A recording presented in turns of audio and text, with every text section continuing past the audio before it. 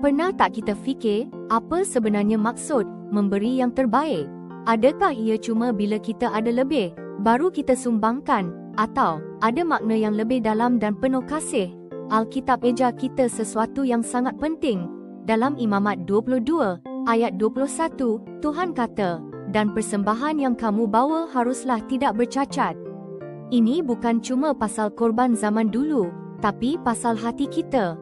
Memberi yang terbaik tu, maksudnya beri masa, bakat dan seluruh jiwa kita dengan tulus. Bila kita buat macam ni, kita bukan saja penuhi perintah, tapi kita tunjuk kasih kita yang sebenar pada Tuhan dan sesama. Inilah intipati penyembahan yang paling murni. Ia tentang memberi dari hati yang penuh cinta, dengan sukacita, bukan sekadar kewajipan. Jadi, marilah kita persembahkan yang terbaik dari diri kita setiap hari.